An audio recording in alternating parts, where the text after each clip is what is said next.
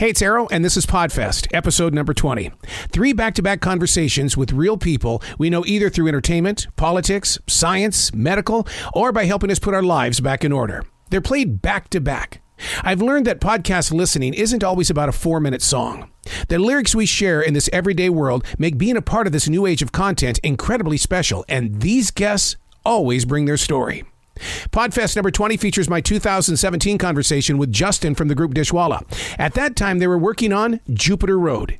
Then we'll jump into a moment with comedian and television actor DL Hughley, who put out a book called How to Get Shot. And then we'll wrap things up with an empowering journey with Dog the Bounty Hunter. This is Podfest. Hi, this is Justin. Justin, how you doing today, bud?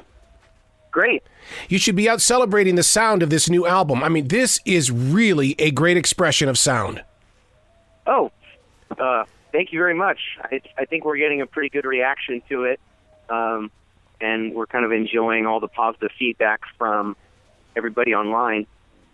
Is it when you put an album like this together, because this is your first one in 10 years, was it like going into the studio for the first time again?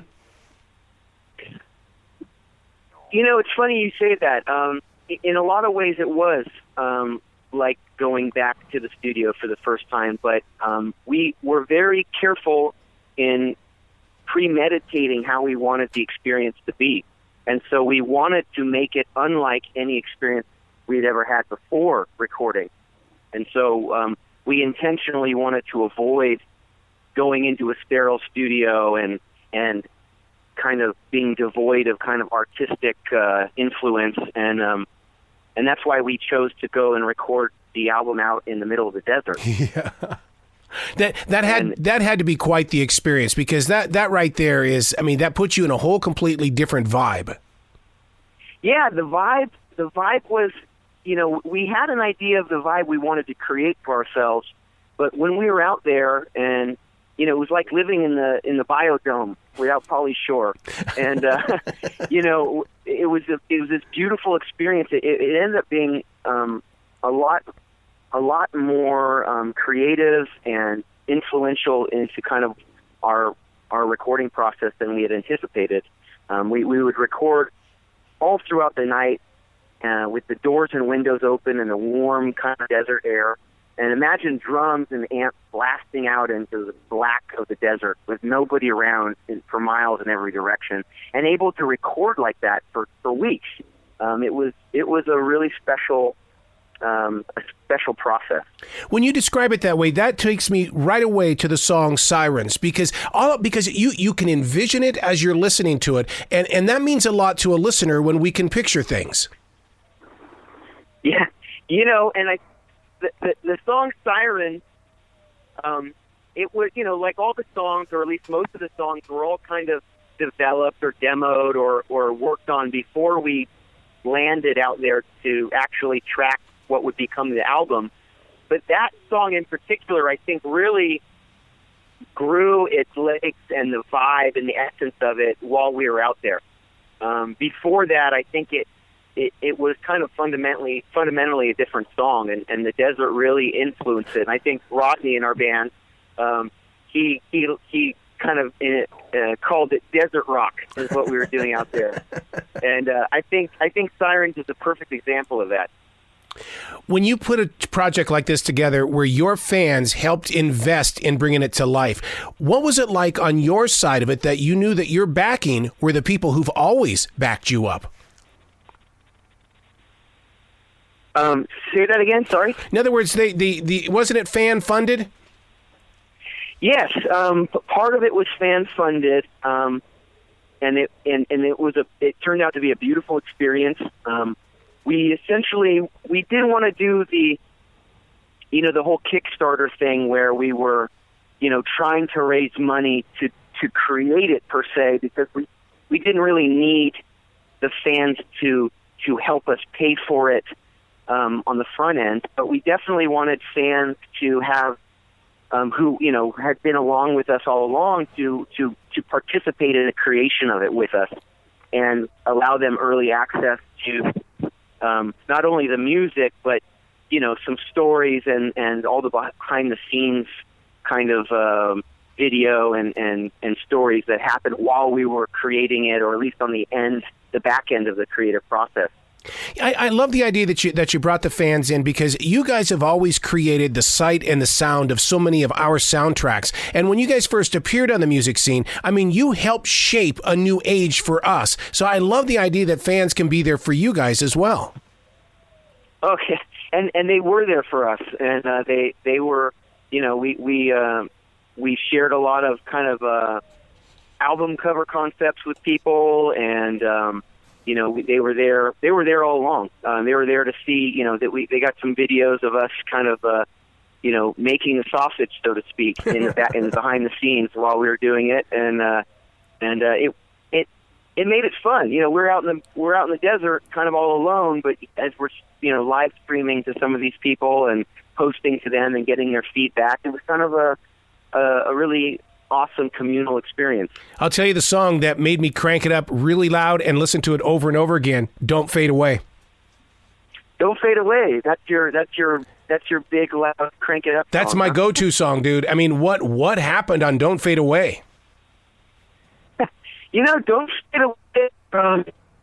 Don't Fade Away was a song that I would say lingered for a little while in demo land amongst everybody, and it's definitely a departure from kind of a vibe that Dishwalla maybe has attempted before. Yeah. And so I think we had a lot of discussion about whether or not it even belongs on the record with some of these other really kind of indie and alt-rock kind of sounding tracks. It's kind of a little more of a mainstream anthem rock kind of song. But I think when we got to the desert and we tracked it out, and we realized, you know what, don't overthink it. We made a bunch of songs to put on a record, and I think the collective work of all the songs together tell a really great story, and I think it fits with the other 11 tracks. So when you say, you know, not to put a lot of thought and stuff into it, is that the reason why, while listening to this, I kept writing down in my notes that this is a timeless piece of music, this whole entire album?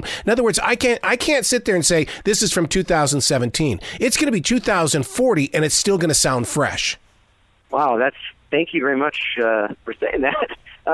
You know, I think all of us, you know, it's so new. The record is so new. We've gone through all the emotions when you create it, all the way through hating it, you know, until it's finally done. And right now, I think we're kind of in suspended disbelief as to the reaction and people are having to it, and what it means maybe in the long run.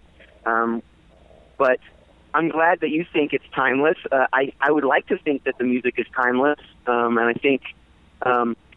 I think one of the key tenements that we went into recording this thing was, don't overthink it. It's just rock and roll.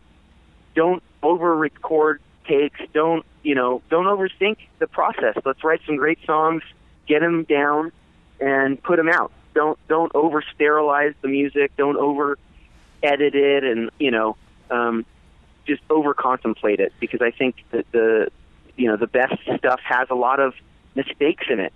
And there's a lot of mistakes in this record. I can speak personally, vocally and everything. I mean, there's just mistakes everywhere. And, you know, the perfectionist in all of us wants to just make them all disappear. But I think that's what's wrong with the music industry today, is we've removed all of the human element out of music, and now we're just worshiping a laptop. And we need to go back to worshiping the imperfections that make everybody unique. And that's got to be the reason why the song Hand in Hand is so magnetic.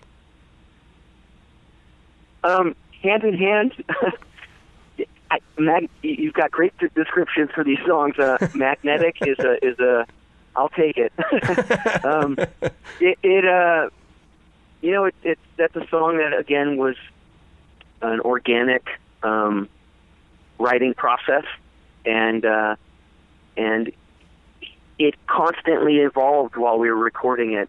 It was one thing, and then, you know, every time somebody in the band would add their 2 cents or their part or some bit that they had an idea for, it just evolved and grew and became better and better, all the way down to literally, I believe it might have been one of the very last songs we tracked on in the studio. It was kind of, we kind of worked around Robin. I believe, if I'm remembering correctly, it may be the very last thing that was tracked in the studio was the organ solo in the middle of that song was done at like 4 a.m. the very last night we had the studio. And even in that moment, in the very wee hours of the morning, in the very last moments we had studio time to do some overdub stuff, it evolved one more time. It became better than even anybody had thought it could be. So magnetic, sure, I love it. When bands go out and they tour on the albums and stuff, fans still show up and they want to hear Counting Blue Cars. Do you get to sneak in the new material so that fans can still stay connected? I think there's a lot of discussion how many new songs versus old songs to play live, and it depends always on how long our set is, if we're playing with other bands. But these days, I think, being a music fan myself, like every other musician is, you don't ever generally go out to see a concert of a band you love and it's all the new album, unless it's a specific kind of show, like they're intentionally doing it, or it's a 20th anniversary Joshua Tree or a OK Computer thing, which I would go to in a heartbeat. But so we try to keep a good ratio, maybe like a 1/3 new at most, and 2/3 hits of prior records. And of course, we're always happy to play "Counting Blue Cars." I mean, it's the song that allows us to continue to do what we love to do, and I don't think anybody would ever change that. When I was listening to the song Maze Like Garden, we're on Our Beats Radio, which is a global radio station. Dude, this is the stuff that's gonna seep into the South Koreas and the UK. You're not gonna stay in the States on this next tour. There's no way. We played. We went out to the Philippines last year, and we had a unbelievable turnout, unbelievable reaction. We felt like the Beatles when we landed down there. And but if Maze Like Garden is the song that gets us back playing Germany and the UK and other countries, I'd love.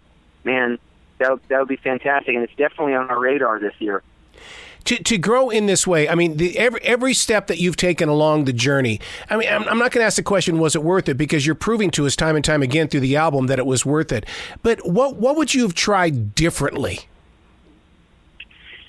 What would I have tried differently if we had to do it all over again? Yeah.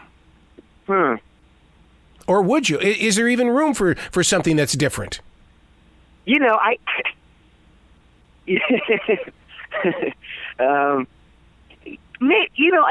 I think for me personally, the answer that I always have to give when looking back at anything that we do is I personally tend to focus so much on the work that I forget to enjoy myself during the process.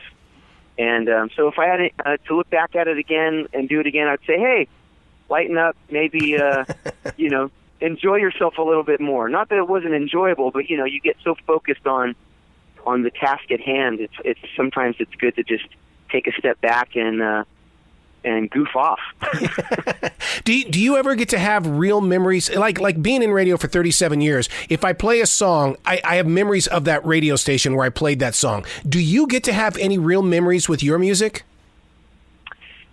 Absolutely. I mean, not only writing the songs, they're usually, if the song isn't completely about a particular subject, the genesis of a song is always born out of an experience, which is a memory in and of itself. But then also when you start touring with these songs, you definitely create kind of a pair bond with a song in a particular night in a particular city, maybe a particular girl. Who knows? Yeah. There's a lot of good and bad memories with every song in our set, and I think that those memories are unique to every single guy in the band. I want to thank you for giving yourself permission to be creative and sharing it, because through your imagination, you really have done amazing things for fans on this side of the music industry.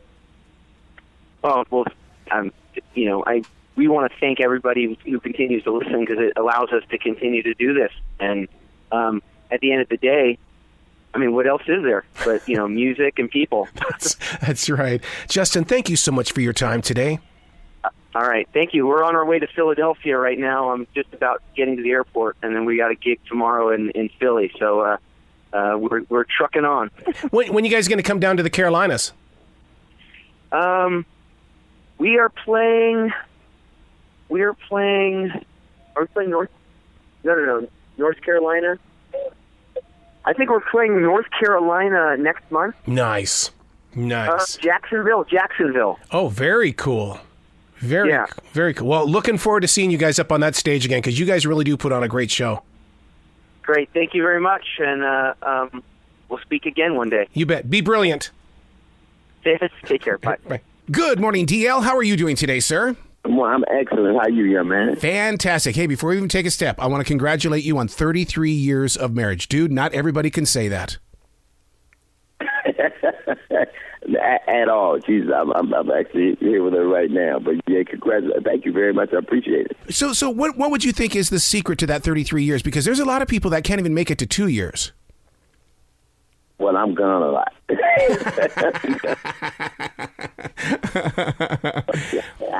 I think for me it was easy. I think I married the only human being that I could have, and I'm sure she had other choices. But she said, I think you have to truly be in love with somebody, and when you are, there are things that you. I guess when you're young, there are things that you want and hope for, and all that kind of stuff. After a while, you just accept the things that you have in a person and concentrate on those things. You do those things. And the other stuff is just, like when you go to a meal, it ain't all going to be good, but you try to enjoy the elements that you do. Plus, you've got to be married to somebody who understands creativity and all the different areas that you can grow. For instance, like writing a book called How Not to Get Shot. You could have been angry, but you weren't. You took it into a level of teaching, educating, as well as laughing. Right. I think that's the only thing I think the only time people are inclined to listen, particularly to somebody who they have differences with or who they're unfamiliar with, is when they're doing something they are familiar with. And one thing that all of us can do is laugh. And we have different mechanisms, but I think if you can be as clear about an experience as possible and be as honest about it as possible, but take the truth to its most absurd conclusions, I think one of the results of that can be if somebody sees things.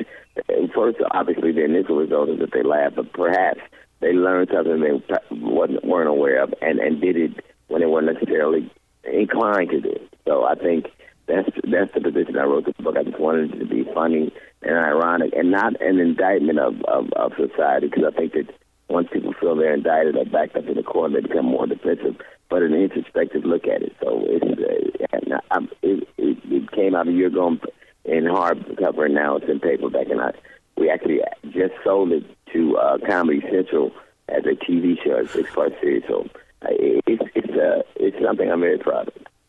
What I love about the book is that it speaks to everybody, every side of the street and everything. And I had an experience just a couple of weeks ago where an African-American child was playing with a toy gun. And I said, no, to his mother. And she goes, well, why? It's a toy gun. Not to a cop who's going to possibly go by. He's not going to see anything but that gun and not the age of that child. Right. That just Tamir Rice, the Timothy Loman, was a police officer. Tamir Rice was a 12-year-old boy playing with a gun in a park in Cleveland. Timothy Loman was a police officer who was fired from a neighboring the Independence Police Department, and I talk about this in the book.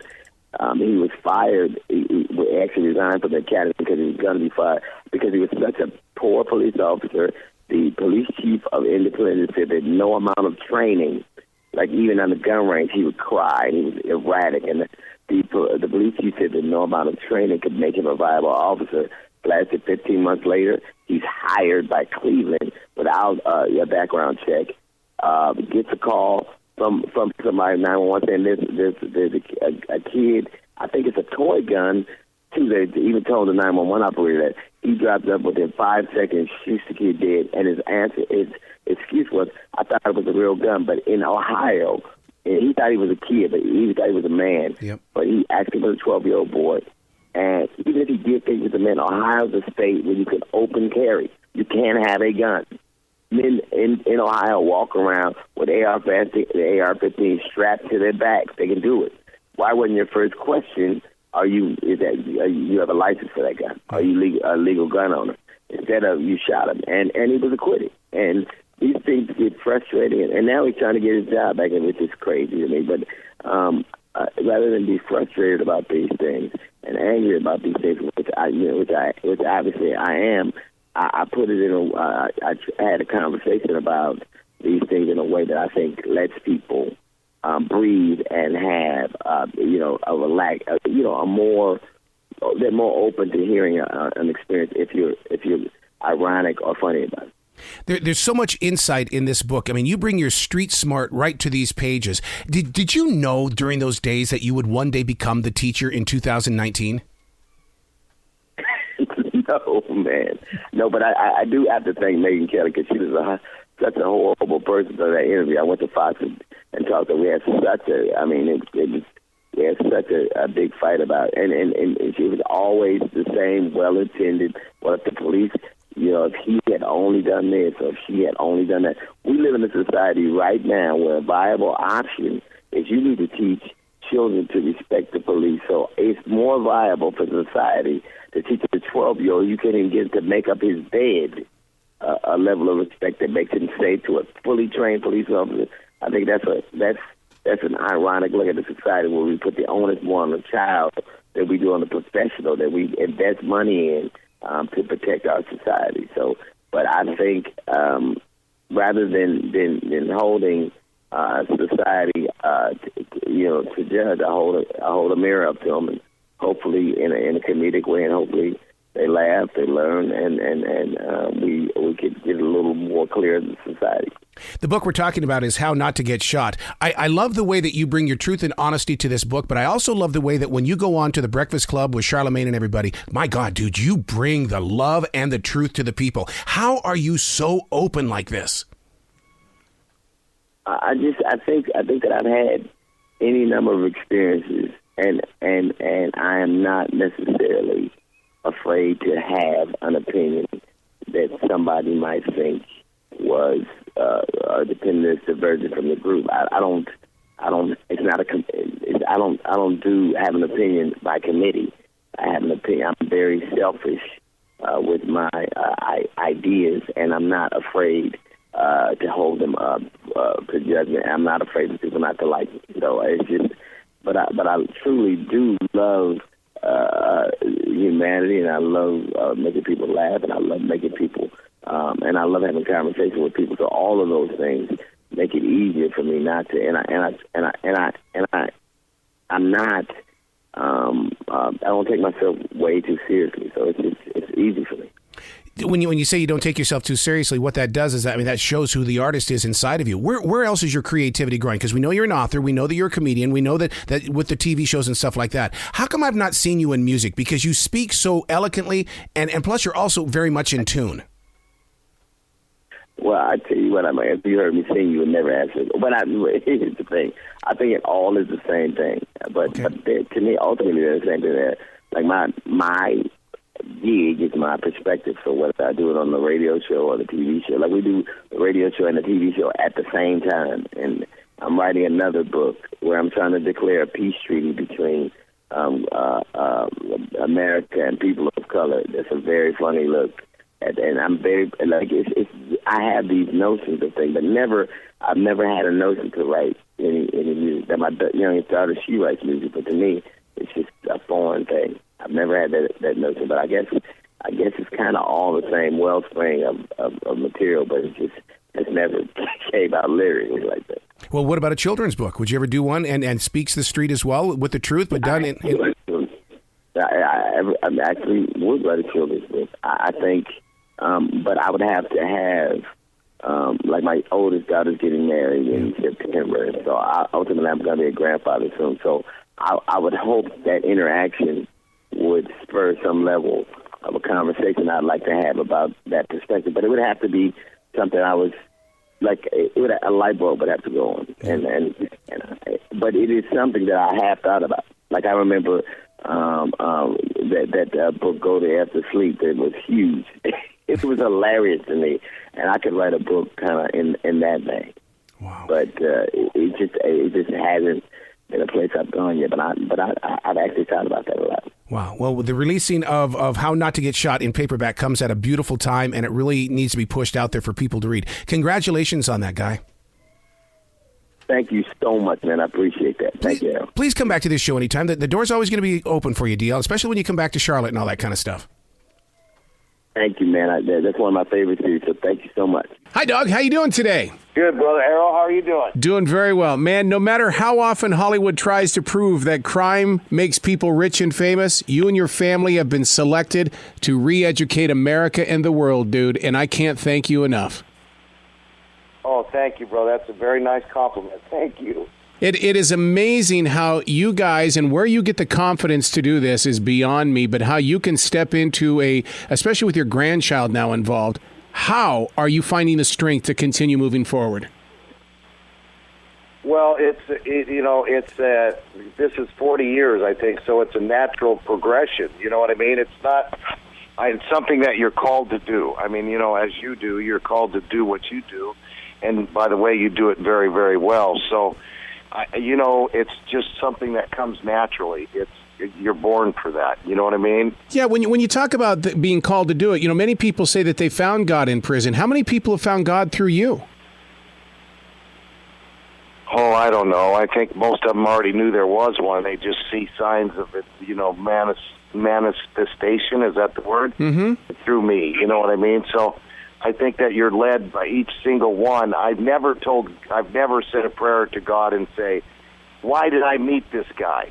I've always, at the very bottom or the very end, sometimes it takes till you realize, oh, that's why I'm here. I love the concept of your new show where Beth is finally getting credit, Mr. Dog. What's going on here? But it's Dog and Beth, and you guys are going to hit the road, but you're also going to be working with other bondsmen. It's about time that you guys bring your class to the rest of this world that nobody else wants to talk about. Well, we had retired from A&E after 9 successful years, thank God. And a production company came to us and said, listen, have you heard what's going on? Out there in the world, there's a lot of Beth and dogs that are getting shot dead every day. Would you be willing to get on a bus, basically, and go state to state? He said, we've got hundreds of requests for your training ability to come to a town and help them out. Would you be interested in that kind of show? And Beth said, let's take it on the road, 3 weeks on and 2 weeks off. Let's go do it. And the first season, was a little rocky as we were taping, and all of a sudden, it lit. It just went viral.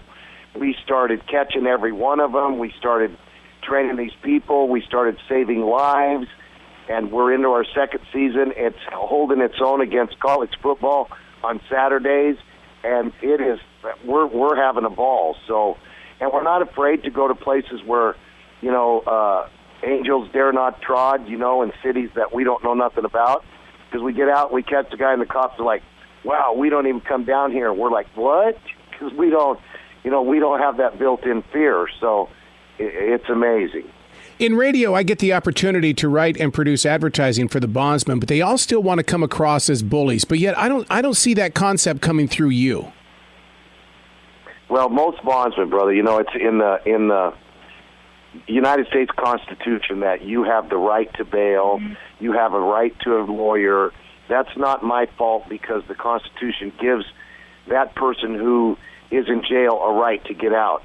You have to have a lot of compassion to be able to go to a criminal and get him out of jail and help him. You can't be I hate my neighbor. You got to have that compassionate human being wants to be a bondsman. Now, once they get the power they see they got, some of them, just like cops, are corrupted, into that power zone. but 90% of them stay soft and stay tough and keep that, I want to help. So that's your bail community today. I started this in the 70s, and they used to be crooked as a barrel snakes. It's a completely different world today. We have ex-cops, ex-pastors, ex-cooks. I mean, there's women. We trained a crew of 5 women, and let me tell you, you better not run from them girls because they will stun you and book you. So, I mean, it's changed over the last 40 years. Do you ever look at some of these famous people that you capture and think, whoa, I'm Batman? No, but I think, why the heck would that guy do that? Andrew Luster, 87 counts of rape. He was Max Factor's great-grandson. This war machine guy, this MMA guy, could have been the champion of the world. He beat his wife till, 18 bones in her face he broke. That's what makes me wonder when you catch a well-to-do person, guy or girl, what made them turn and go towards the dark side when they had it made? That really gets to me. Your book, You Can Run, But You Can't Hide. It's frank, it's very open, it's reality. Where did you get it inside of you to say, I need to talk the truth here because lives are about to change? Anthony Robbins. Tony Robbins is a motivational speaker. That's my hero. In the 80s, Well, in 1979, I walked out of Texas Department of Corrections after 18 months. And I went looking for someone who could help me out, and I found Tony Robbins. And pretty soon I started working for him, and I surrounded myself with Tony Robbins-ites. Like, that's everybody that was like him. Hi, it's a Tony Robbins day. And I went like, where the hell do these guys come from, right? And I started hanging around with them, and I'm like, in about a year, I was like, hi, it's a Tony Robbins day.